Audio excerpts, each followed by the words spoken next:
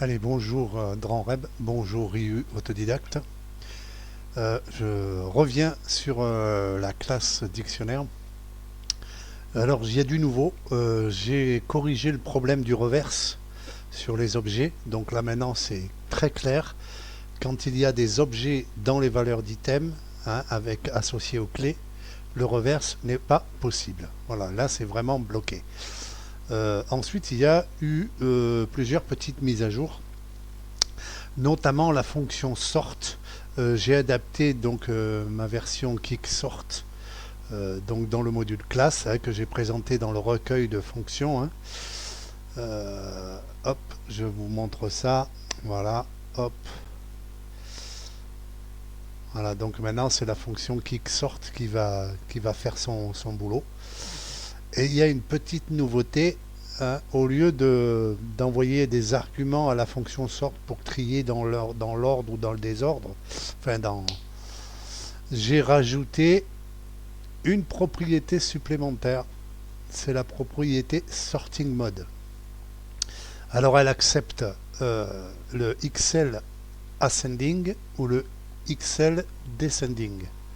Voilà, en fait j'ai utilisé les variables qu'utilise Excel, donc VBA Excel, donc XL ascending et XL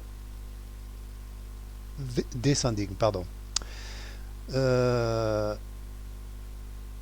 J'ai dit oui aussi que j'ai corrigé le problème. Alors effectivement il y avait un problème. Alors je mettais reverse à false pour prévenir de ne pas utiliser la key reverse, la key item reverse, donc cette fonction supplémentaire en fonction de s'il y avait des objets dans les items, et ça ne marchait pas. Et en fait c'était tout con, je suis un idiot. C'est que ma variable est une booléenne et elle est forcément à false dès le départ. Donc il fallait l'initialiser à true, et c'était tout simple en fait. Il fallait l'initier à true dans le initialize. C'était vraiment tout bête. Voilà.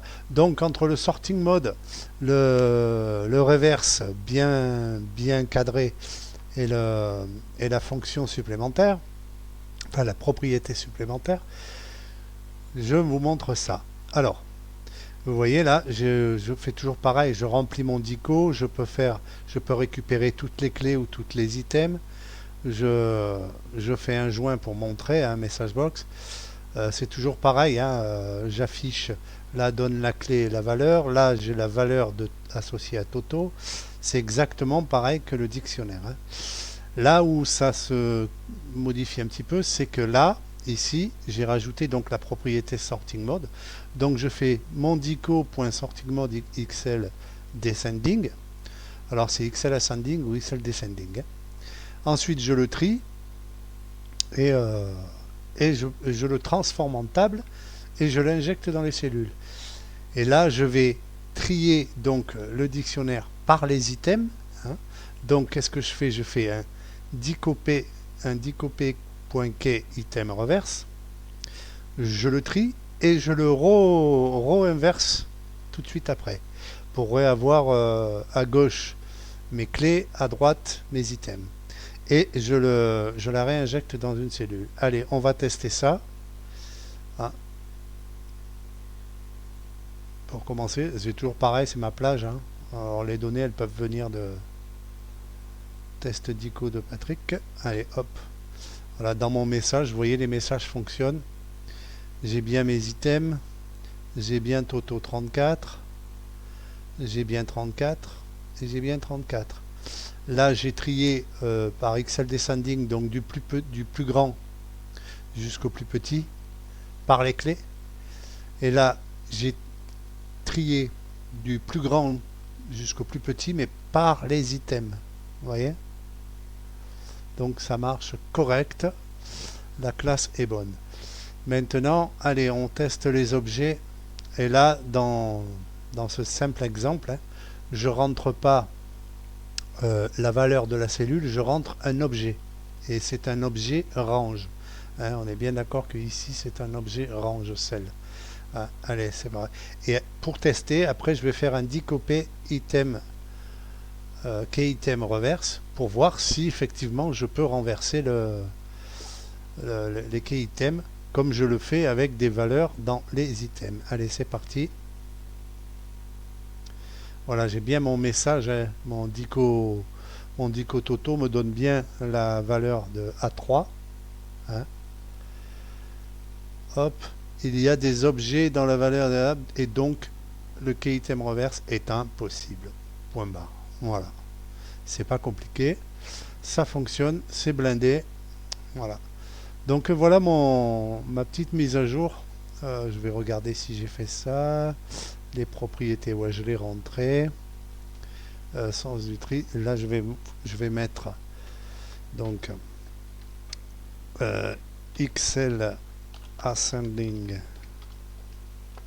ou XL descending entre parenthèses. Voilà. Hein, donc c'est 1 ou 2.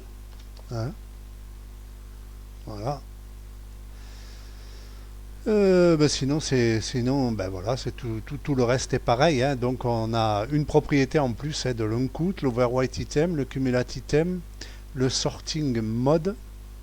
Les fonctions, c'est la fonction add, exist, remove, case et item. Et les fonctions spéciales, sort, key item reverse et tout table. Toujours pareil.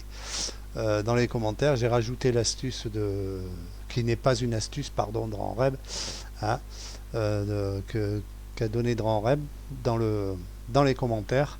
Donc voilà, c'est facilement rebootable. Donc la moindre personne qui s'y connaît pourra toujours mettre les mains dedans. Et là, vous voyez, franchement, c'est vraiment pas une usine à gaz. Hein. Je veux dire, les fonctions, c'est de la daube. La plus grosse fonction, c'est la fonction kicksort. Effectivement, celle-là, elle bombarde. Hein. Mais dans n'importe quel cas, vraiment, les fonctions, c'est du pipi de chat. Ah. Elles sont vraiment toutes petites. Voilà. Donc voilà, je pense avoir réussi mon tour, hein, quant à l'imitation, hein, du vrai dictionnaire ici. J'ai mis dans le premier module une sub avec un vrai dico, vraiment pour vous montrer qu'on fait exactement la même chose, hein, de la même manière. Voilà. Donc allez, salut les loulous et Dranreb, Ryu, dites-moi ce que vous en pensez.